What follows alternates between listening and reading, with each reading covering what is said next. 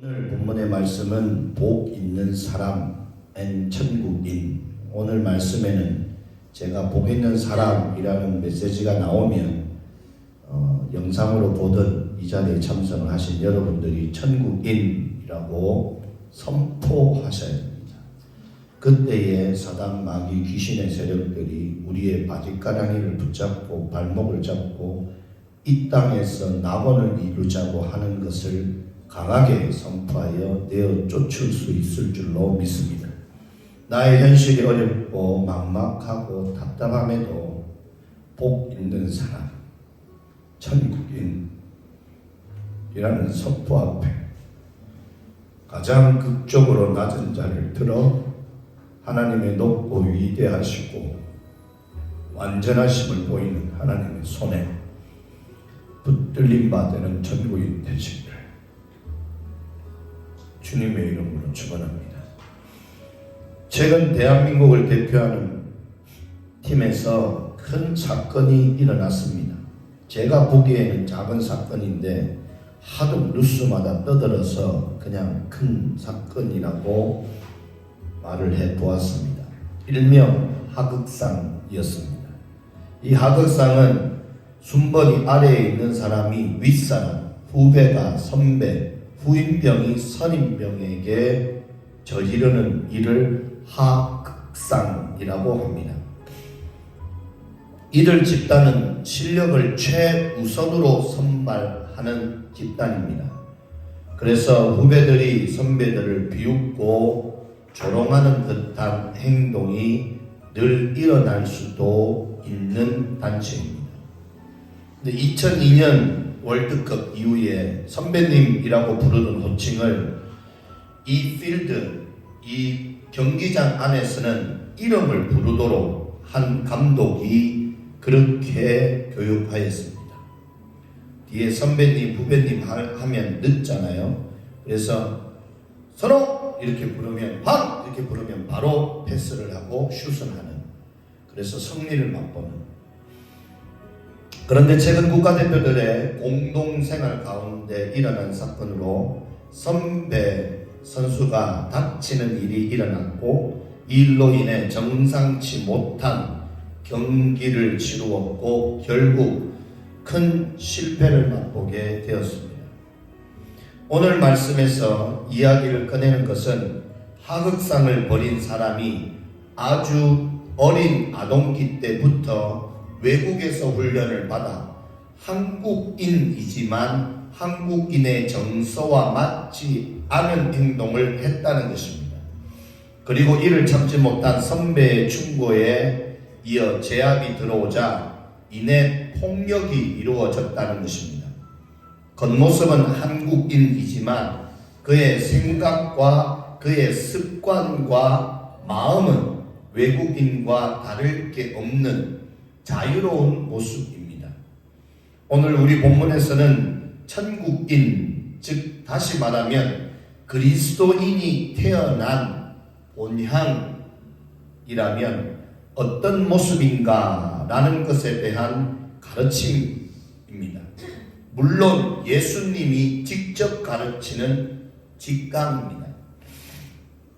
그러기에 이런 강의를 아무 데서나 할 수 없고 특히 기득권이 넘치는 성전이나 성읍 안에서는 할 수 없어 예수님은 이러한 강의를 특별 강의장을 준비하셨습니다. 일명 마운틴 사이드 산악훈련장입니다. 여기서 우리는 한 가지를 기억할 필요가 있습니다. 성경이 말하는 마운틴 사이드 산악훈련장은 쉽게 볼 수 있지만 아마 저희와 함께 백명산을 훈련받은 사람이나 와행 스포츠, 스키, 스노우보드 강습을 훈련받은 분들은 산악이라는 단어만 들어가도 그 훈련장이 만만치 않은 것을 마음에 고백하고 있습니다. 또한 이번 주 주말에는 백명산을 하지 않을까 두려움도 살짝, 얼굴은 표를 안 내지만 마음도 있을 것입니다. 낮은 산이라고 해서 경거망동했다가는 큰 코를 다치는 것이 마운틴 사이드, 즉 산악입니다. 나지막한 산을 오르면서 얕보았던 성인들이 산을 오르고 내려오다가 목마름과 길을 잃어버려 큰 낭패를 당하기도 하는 곳이 산악입니다. 또한 산악훈련장은 아이들과 함께 가사일을 하는 엄마들에게는 더더욱 힘든 장소가 아닐 수 없습니다. 출발은 힘차게 출발했다가 내려올 때는 다리가 후들후들 거리는 내 다리가 아닌 것을 경험하기도 합니다. 물론 이곳에는 먹을 것도 마실 물도 존재하지 않기 때문에 그럼에도 예수님은 오늘 강의 장소를 이곳으로 정하였습니다. 이러한 장소는 세상과 마을과 가정과 이웃들과 떨어져 있기에 자신의 아픈 현실의 장소에서 벗어날 수 있는 장소라는 특징이 있습니다. 내가 세상에서 아무리 힘들고 가정에서 남편과 아내와 자녀들과 시부모로부터 트러블이 있던 곳, 내가 먹고 살기를 위해서 열심히 일하지만 직장 상사로부터 푸시당했던 그 성업을 떠나 내가 아무리 열심히 일을 하여도 쥐염 열매도 먹을 수 없는 그 배고픔 현실을 떠나 남들보다 더 열심히 자녀를 먹이고 입히고 훈련하고 교육했는데 그 자녀들이 다른 가정의 자녀들로부터 박해를 받는 그 성읍을 떠나 예수님은 직강하는 장소를 마운틴 사이드 산악으로 정했습니다. 이 산악훈련장은 국립공원처럼 페이먼을 해야 들어가는 곳이 아니라 그냥 우리가 늘 눈으로 보는 저 뒷산 정도였습니다. 다시 말하면 산길을 따라 올라가야 되는 것이 아니라 누구나 어디서나 동서남북 마음만 먹으면 갈 수 있는 뒷동산, 김천으로 말하면 고성산, 아차산 또는 달봉산 정도 된다 이 말입니다.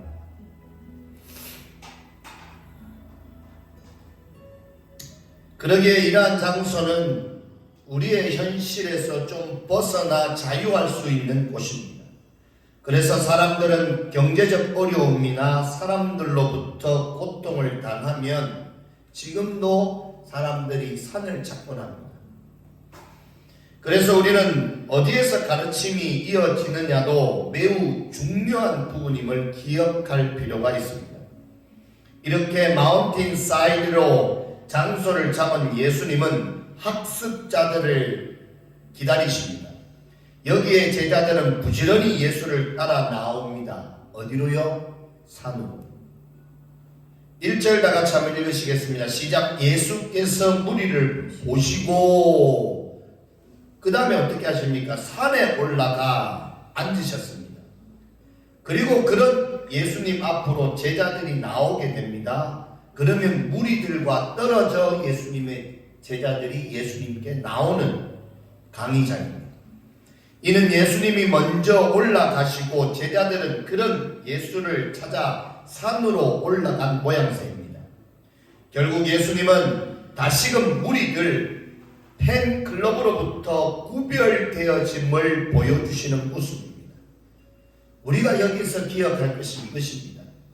나를 따르고 나를 좋아하고 나를 스타로 보는 무리들로부터 구별되어짐을 보여주시고 있습니다.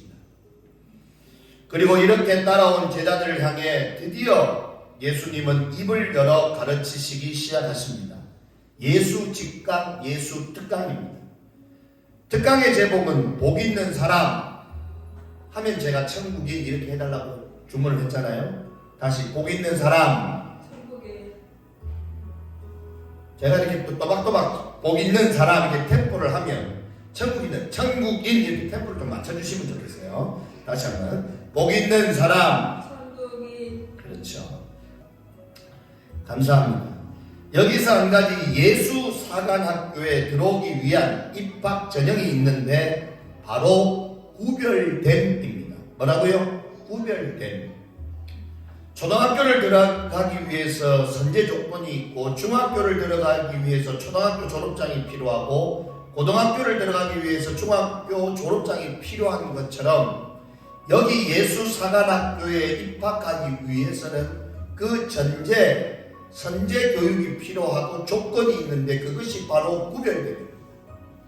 예수님께서는 4장 24, 25절 갈릴리와 데가볼리와 예루살렘과 유대와 요단강 건너편에서 수많은 무리들이 모였던 그 이적, 기적, 세상이 할 수 없는 일들을 이루시고 스타 강사가 된 자리를 버리고 산으로 오르셨습니다.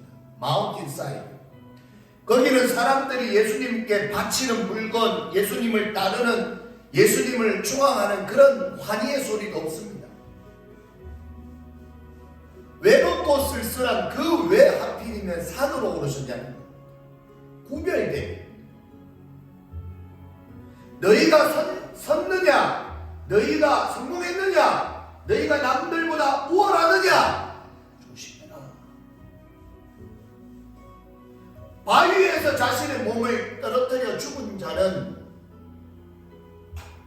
대통령이 되기 위해서 노력하는 사람이 아닙니다.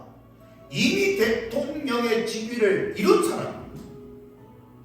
너희가 높은 자리에 섰느냐? 정상을 정복했느냐? 두려워하라.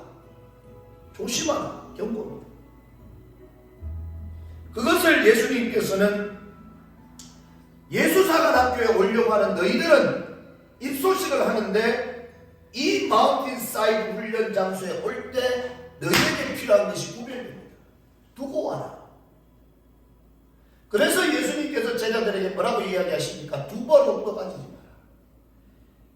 꼭 필요한 지팡이도 가지지 마라. 배낭도 가지지 마라. 그것이 필요 없다를 말하시는 것이 아니라 그것을 의지하고 따라오지 말라는 겁니다. 예수는 이미 이 산을 오르시기 전에 가르치셨고 전파하셨고 심지어 병든 자들을 고치셨습니다. 예수가 스타에 오르니까 예수를 따르는 제자들은 요한의 제자나 다른 제자들과는 구별이 안 될 정도로 말로 못할 정도로 월드 스타의 제자들이 되어버렸다 이 말입니다.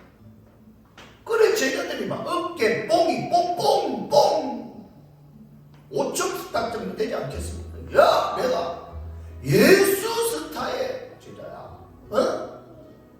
베드로는 내가 너무 어리야. 이 정도 하지 않겠습니까?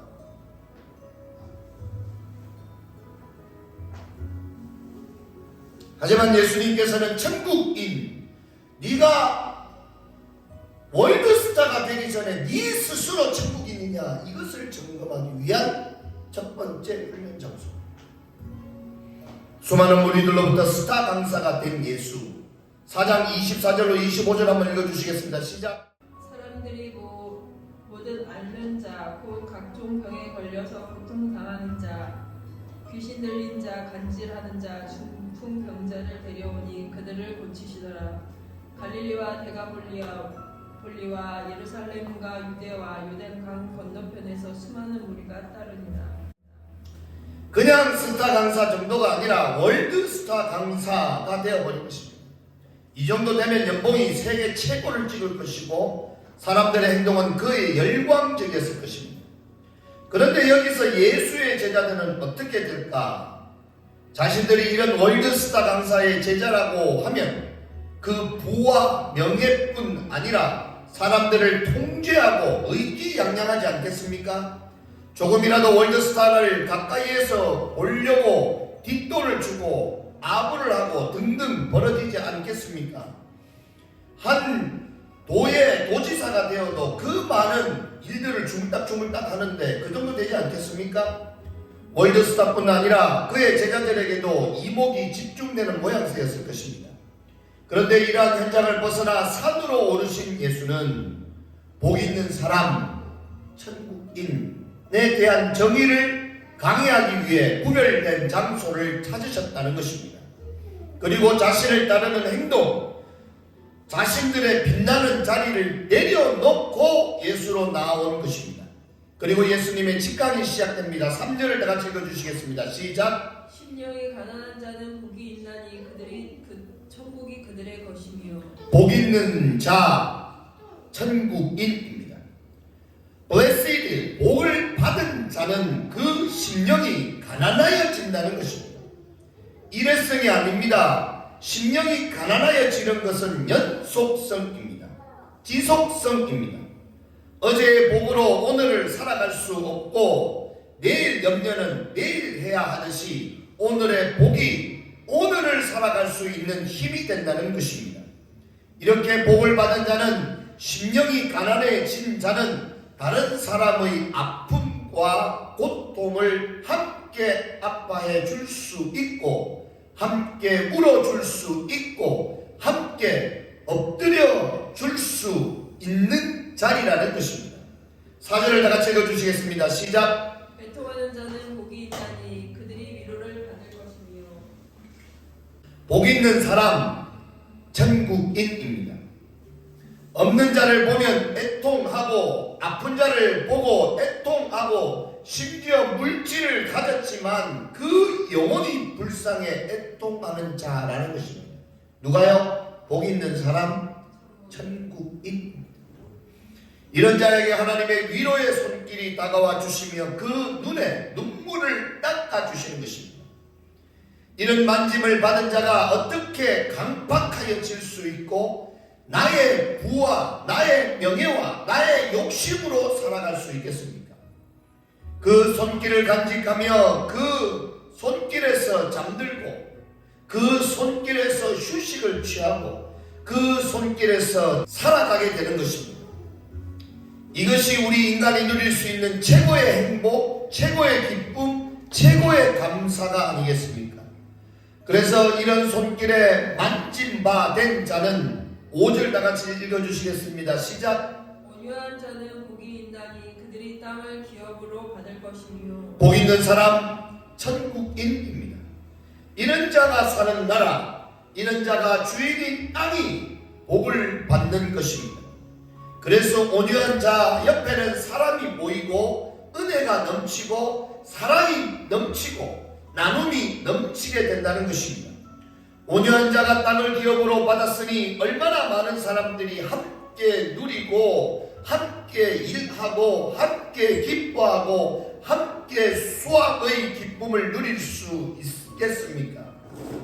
이 땅은 하늘로부터 하나님께 받은 것이니 자랑할 것도 내세울 것도 지배할 것도 주장할 것도 없을 것입니다. 결국 이런 자들이 바라고 기억하며 나아가는 삶의 목적이 무엇이겠습니까? 6절을 다 같이 읽어주시겠습니다. 시작. 그에 줄이고 목마른 자는 복이 있나니 그들이 배부를 것이며.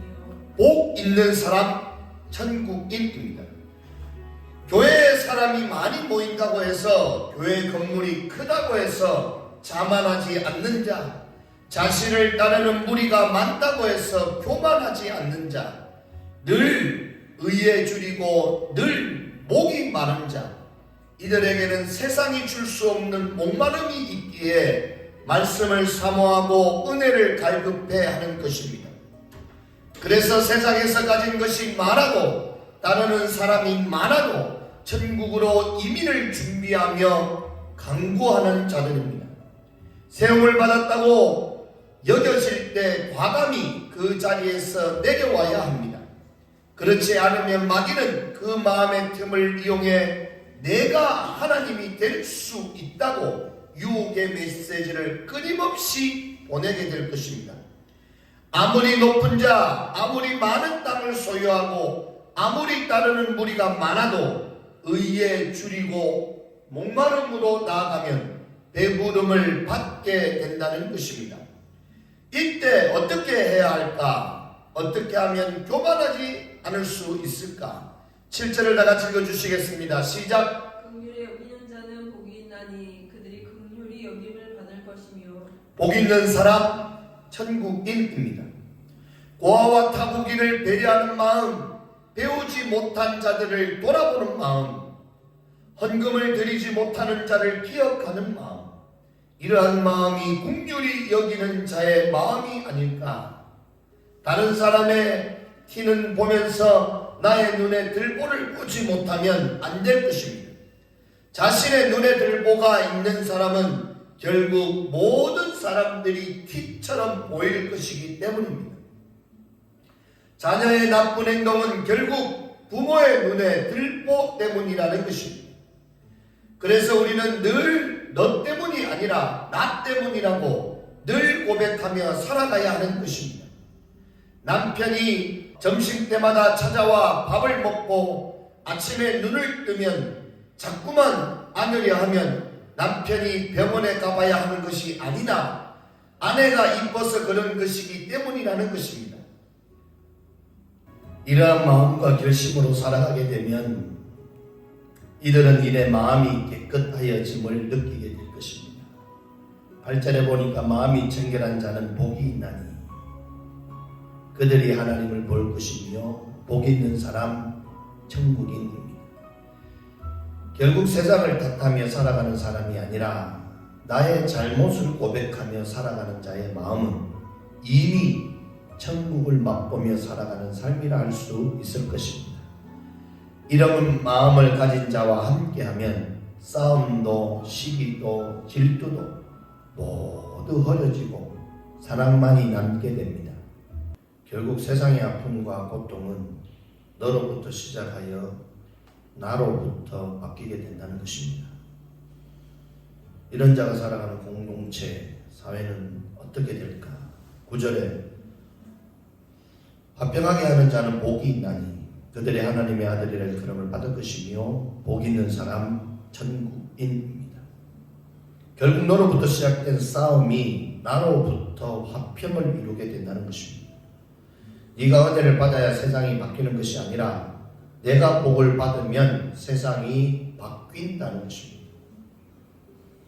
그래서 세상은 나로부터 시작합니다. 평화도 나로부터, 기쁨도 나로부터, 감사도 나로부터. 같이 하셔도 됩니다. 행복도 나로부터 시작합니다. 복 있는 사람 천국인입니다. 하지만 여기서 끝이 아닙니다. 그러면 누가 왜 천국을 사모하고 천국을 그리워하고 예수님의 재림을 기다리겠습니까?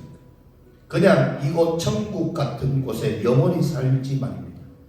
그래서 이쯤 되면 은혜의 강이 흐르는 가운데 한 마리 사마귀, 사단과 마귀와 귀신이 등장하게 됩니다. 짠! 바로 난 사탄, 난 마귀, 난 귀신들입니다. 이들은 이런 세상을 다시금 흔들기 위해 두루마리 휴지처럼 두루두루 다니며 사람들을 뒤에 흔듭니다. 갔다가 왔다가 갔다가 왔다가. 한번 지나갔다고 해서 다시 오지 않는 법이 없습니다. 지나갔다가 안심하면 언제 또 다시 더 큰 무리들과 함께 찾아옵니다. 지난달보다 더 강해져서 사마귀가 찾아온다 이 말입니다. 그래서 우리는 깨어 기도하고 믿음 위에 믿음, 은혜 위에 은혜를 간구해야 합니다.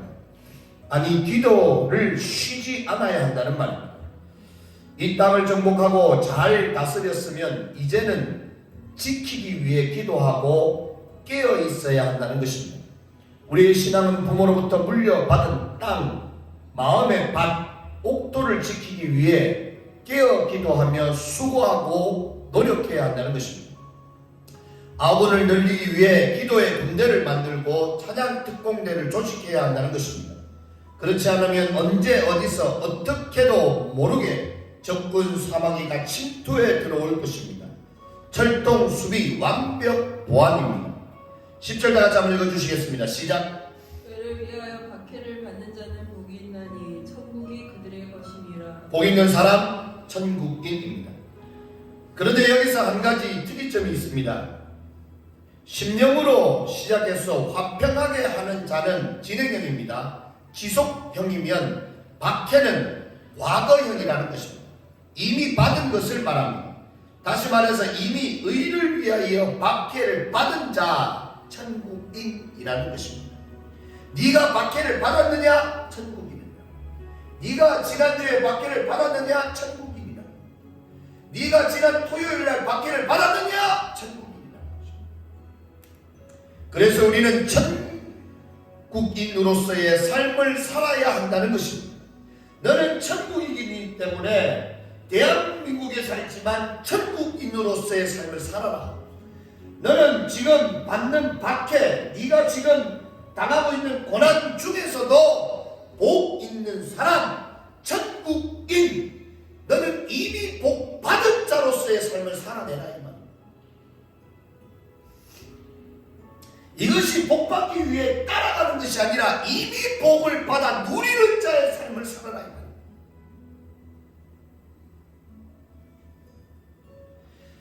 그래서 우리는 천국인답게 생각하고 천국인답게 말하고 천국인답게 행동해야 한다는 것입니다.